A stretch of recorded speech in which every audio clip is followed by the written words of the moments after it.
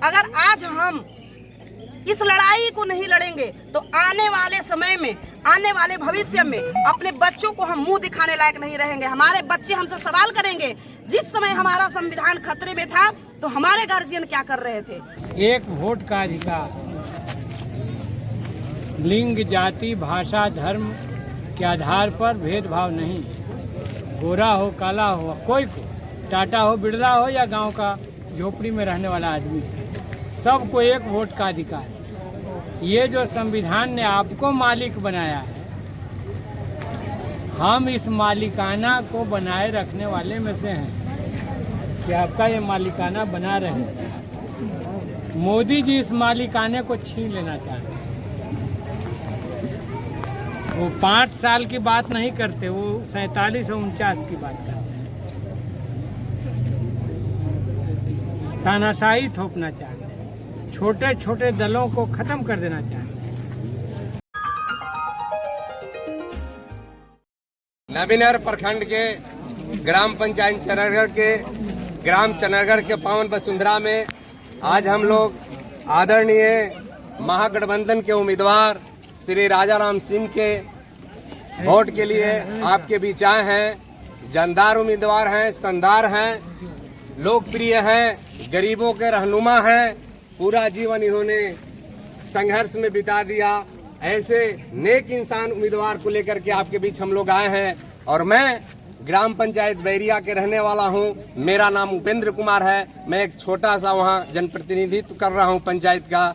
इसलिए आप सबों से मैं अपील करने आया हूं कि एक एक अपना बहुमूल्य मत 1 तारीख को क्रमांक 2 नंबर में झंडे पर 3 तारा पर बटन दबाकर भारी मतों से विजयी बनाएं। मित्रों, यह जो चुनाव है, यह चुनाव नौजवानों के लिए है। यह जो चुनाव है, यह बेरोजगारों के लिए चुनाव है। मैं बता दूं कि आज अगर हम लोग थोड़ा सा भी अगर इसमें कहें अपने आप को भूल किया तो आने वाला पीढ़ी हम लोग को माफ नहीं करेगा। इसलिए मित्रों, मैं हाथ जोड़ के निवेदन करता हूं। और इस पंचायत के आदरणीय मुखिया, मेरे बड़े भाई मुखिया संघ के अध्यक्ष भी हैं, आदरणीय अमोद चंद्रवंशी, और अभिनेत्री सुमन कुशवाहा जी हैं, प्रखंड अध्यक्ष जगन यादव जी हैं। तमाम सारे भाइयों, हम लोग आप लोग के बीच आए हैं और यही आग्रह उम्मीद के साथ आए हैं कि आपका एक एक बहुमूल्य वोट हम लोग के 3 तारा पर चाहिए। इसी बात के साथ अपने वाणी को विराम देने से पहले मैं अगला कड़ी में चाहूँगा कि यहाँ के जो स्थानीय मुखिया हैं, मेरे बड़े भाई अमोद चंद्रवंशी जी 2 शब्द रखें।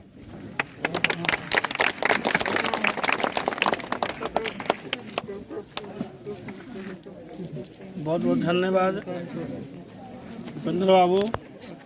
आज इस कार्यक्रम के मंच का संचालन कर रहे हैं हमारे बड़े भाई मित्र भाई उपेंद्र मेहता जी, बैरिया के मुखिया हैं, प्रतिनिधि हैं। और इस कार्यक्रम में उपस्थित तमाम यहाँ के जनता जनार्दन और इस कार्यक्रम के हमारे गांव में आए हुए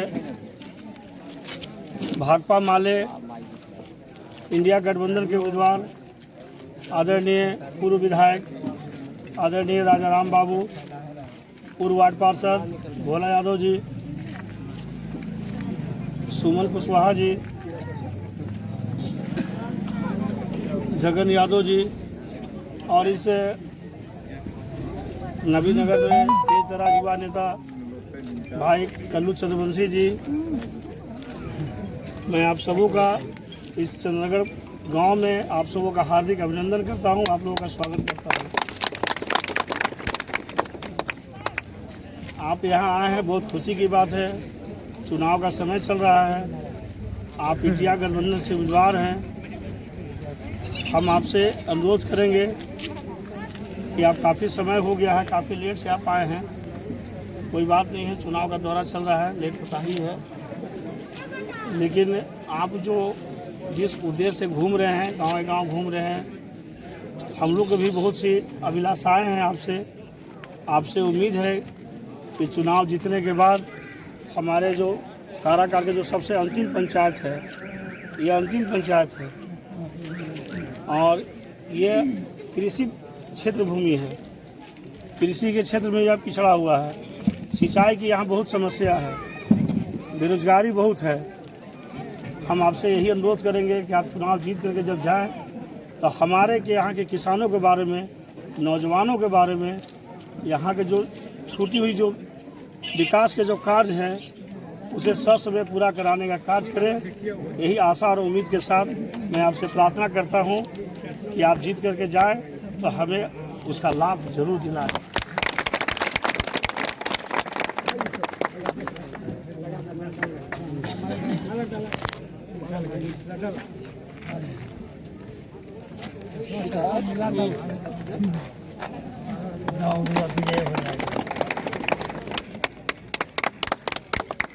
इन्हीं चंद शब्दों के साथ मैं अपनी वाणी को विराम देता हूँ। जय हिंद। अब मैं अगला कड़ी में चाहूँगा सुमन कुशवाहा जी से जो भी 2 शब्द लोगों के प्रणाम लिए- सभी गार्जियन को।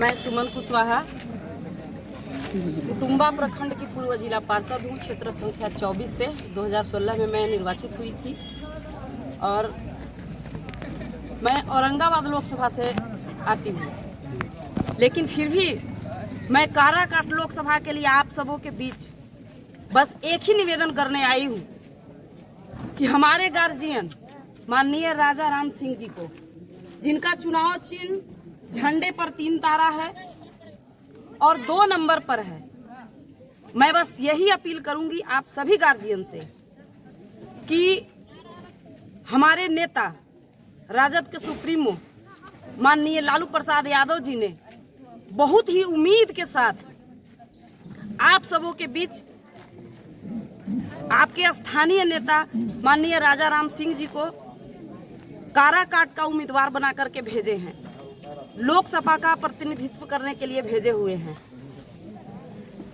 उस समय की बात है जब दबे कुचले लोगों को बैठने की जगह नहीं दी जाती थी। उस समय हमारे सुप्रीमो लालू प्रसाद यादव जी ने आपके लिए, हमारे लिए जो लड़ाई लड़ी है, जो लाठियां खाई हैं अपने शरीर पर, पीठ पर, हमें वो दिन याद करना है भाइयों, वो दिन याद करना है साथियों हमें। और उनकी जो सपना है, जिस तरह से उन्होंने और महागठबंधन के तमाम नेतागण, जितनी भी पार्टियां गठबंधन है, पूरे भारत लेवल पर जिस तरह से काम कर रही है, अपना अपना प्रतिनिधि उतारने का काम किए हैं, हम लोगों को एक होकर के अपने अपने क्षेत्र से हमारे नेता को बहुत से ज्यादा वोट से निर्वाचित करके और पार्लियामेंट भेजने का काम करेंगे, ताकि हमारा संविधान बच सके, हमारा आरक्षण बच सके, हमारे युवाओं की भविष्य बच सके, हमारा शिक्षा बच सके, हमारा स्वास्थ्य बच सके। जिस तरह से विपक्षी वाले 400 पार का जो नारा लगा रहे हैं, आप इनके मंसूबों को नहीं समझते हैं, नहीं जान रहे हैं। जैसे ही 400 पार इनका सीट आएगा, संविधान में संशोधन कर देंगे ये, और जैसे ही संविधान में संशोधन होगा आपका आरक्षण खत्म। आप जिस तरह से जितनी भी आरक्षण ओबीसी और एसटी और एससी कास्ट वालों को मिला है, सारे आरक्षण को समाप्त कर दिए जाएंगे, आपका संविधान बदल दिया जाएगा, संविधान में संशोधन कर दिया जाएगा, आपके बच्चों का भविष्य खत्म कर दिया जाएगा। इसलिए आप लोग एक होकर के इंडिया गठबंधन की जितनी भी उम्मीदवारें हैं, चाहे वो काराकाट हो, हम लोग औरंगाबाद में तो जंग जीत चुके हैं, अब बारी है काराकाट की। इसलिए जी जान लगा करके और हम लोगों को, हमारे गार्जियन माननीय राजा राम सिंह कुशवाहा जी को अपना अपना वोट देना भी है और दिलवाना भी है, और पूर्ण बहुमत के साथ पार्लियामेंट भेजने का काम करेंगे हम लोग। ऐलान किया है, सोशल मीडिया का जमाना है, सारे युवाओं देख चुके हैं कि जैसे ही इंडिया गठबंधन की हमारी सरकार बनेगी तो सबसे पहले हम 2 करोड़ रोजगार देने का काम करेंगे सभी युवाओं को। ये ऐलान किया है हमारे तेजस्वी प्रसाद यादव ने, हरे मन से ऐलान किया है। और हर वर्ष, प्रति वर्ष हर एक महिलाओं के खाते में 1 लाख रुपया देने का काम करेंगे। ये हमारे तेजस्वी प्रसाद यादव ने भरे मन से यह ऐलान किया है कि जैसे ही हमारी इंडिया गठबंधन की सरकार दिल्ली में बनती है तो हम 2 करोड़ रोजगार देने का काम करेंगे, 200 यूनिट बिजली फ्री में देंगे, हर घर को और हर एक महिलाओं के खाते में हर एक वर्ष रक्षाबंधन के शुभ अवसर पर 1 लाख रुपया देना का काम करेंगे। स्वास्थ्य में सुधार होगा, शिक्षा में सुधार होगा, रोजगार में सुधार होगा और हमारे बच्चों का भविष्य बन जाएगा। अगर आज हम इस लड़ाई को नहीं लड़ेंगे तो आने वाले समय में, आने वाले भविष्य में अपने बच्चों को हम मुंह दिखाने लायक नहीं रहेंगे। हमारे बच्चे हमसे सवाल करेंगे, जिस समय हमारा संविधान खतरे में था तो हमारे गार्जियन क्या कर रहे थे। बस इसीलिए हम लोग को एक होकर के और अपना संविधान बचाने के लिए हमारे महागठबंधन के उम्मीदवार, भाकपा माले के उम्मीदवार हमारे माननीय राजा राम सिंह कुशवाहा जी को अपना अपना बहुमूल्य वोट दे करके और पार्लियामेंट जिताकर भेजने का काम करेंगे। धन्यवाद। अब हम लोग के लोकप्रिय उम्मीदवार आदरणीय राजा राम सिंह आप लोग के बीच 2 शब्द संबोधन करेंगे।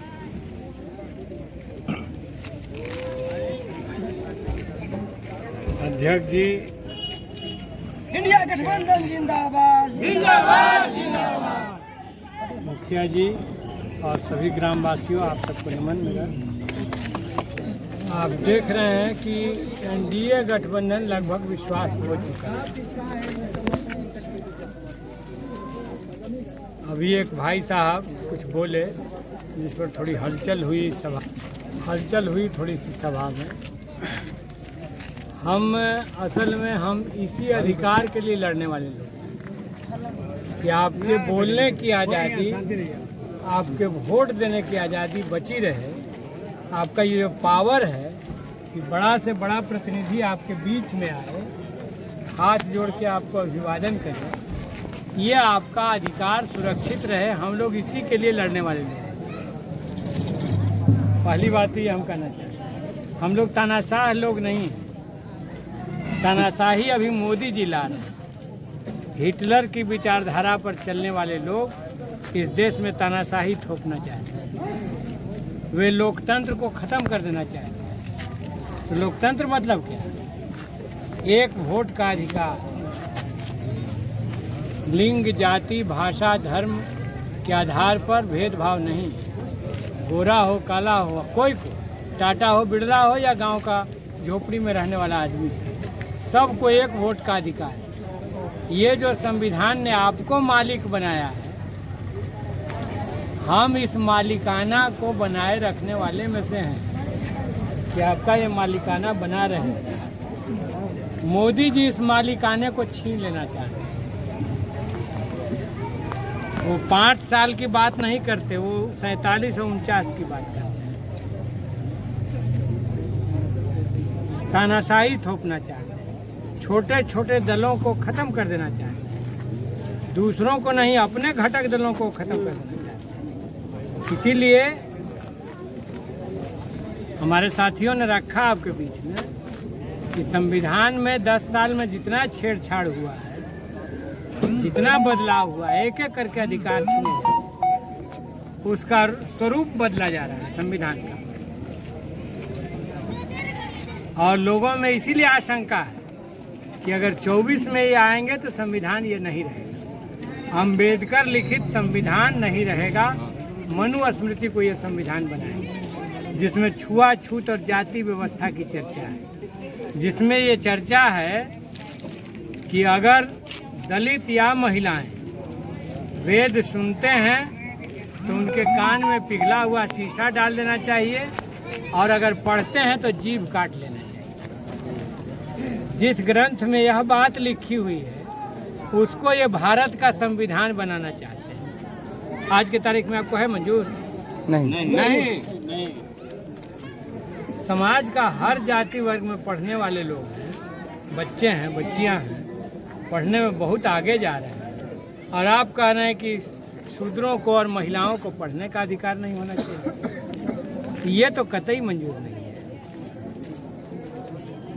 इसी बात की लड़ाई चल रही है। जो गांव-गांव में उभार है, पार्टियों और जातियों का घेरा जो टूटा हुआ है, वो इसी के लिए है। जनता आगे है, संगठन पीछे है। चारों ओर 2 बार हम पूरे लोकसभा क्षेत्र का भ्रमण कर चुके हैं। और यही दृश्य हम देख रहे हैं। लोकतंत्र के खिलाफ एक बड़ा उबाल है कि जो षड्यंत्र कर रहे हैं मोदी जी, तो इसको रोकना पड़ेगा। झूठ का कारोबार है। अब तो कोई इनको नया झूठ समझ में नहीं आ रहा है कि क्या बोलें कि लोग विश्वास करें। अब हर बात में हो गया कि अरे मारिए, ऐसी बोल रहा है, घोषणा कुछ लागू नहीं होगा। 15 लाख हवा में रह गया। किसानों की आमदनी 2022 में दुगनी हो जाएगी, हवा में रह गया। 2 करोड़ प्रति वर्ष नौजवानों को रोजगार मिलेगा, हवा में रह गया। तो कितना झूठ बोलते हैं भाई आप, कितना साहस और दम है इतना झूठ बोलते। एकदम मोटा चमड़ा हो गया। कोई आप कुछ बोलिए, कोई असर नहीं करना। इसलिए जनता ने इस बार ठान लिया। अब टीवी चैनल पर भी आते हैं तो पटाख से चैनल लोग बदल लेता है कि ना ना हटाइए, अनस बढ़ रहा है।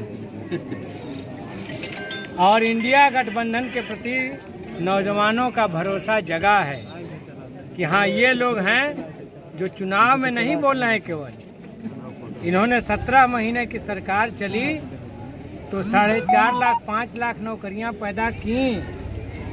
हर गांव से नया बहाल शिक्षक मिलेगा, है कि नहीं है? जी, यहाँ से भी है। तो इससे भरोसा जगा। इंडिया गठबंधन के नेता भी, तेजस्वी जी भी, सब लोग बोल रहे हैं। कल तो वो कह रहे हैं कि 30 लाख जो खाली पद हैं देश भर में, हमारी सरकार बनी तो हम इसी 15 अगस्त से बहाली की प्रक्रिया शुरू कर देंगे। वो वाला नहीं कि लड़के लड़कियां ट्रेन में भर भर के गए, लटक के गए और एग्जामिनेशन सेंटर पर पहुंचे परीक्षा देने और मालूम हुआ कि पेपर लीक हो गया। योजनाबद्ध ढंग से पेपर लीक हो गया, ये वाला नहीं। इसलिए इंडिया गठबंधन पर नौजवानों ने भरोसा किया है, किसानों ने भरोसा किया। देश की खेती को बेचने की साजिश की है मोदी जी। हम उसी आंदोलन के कार्यकर्ता रहे हैं। दिल्ली के चारों बॉर्डर पर घूमते रहे, देश भर में घूमते रहे। तो वो पंजाब की खेती केवल बेचने की बात नहीं थी। चंद्रगढ़ का बधार भी कारपोरेट को नीलाम होता, वो देश की खेती का सवाल था। इसलिए 2024 में ये आपको निर्णय लेना है कि आपकी खेती लाभकारी चाहिए कि नहीं, आपकी खेती आपके पास रहनी चाहिए कि नहीं, या कॉरपोरेट को दे दिया जाना चाहिए पूंजीपति को। ये सीधा रास्ता है। तो मैं यही कहूँगा कि 3 दिन शेष बचे हैं। जो आंधी चल रही है इंडिया गठबंधन की, इसको और तेज करिए। 1 जून को 3 तारे वाले झंडे पर बटन दबाइए, इंडिया गठबंधन को विजयी बनाइए। देश में लोकतंत्र, संविधान, देश की खेती और रोजगार की रक्षा करिए।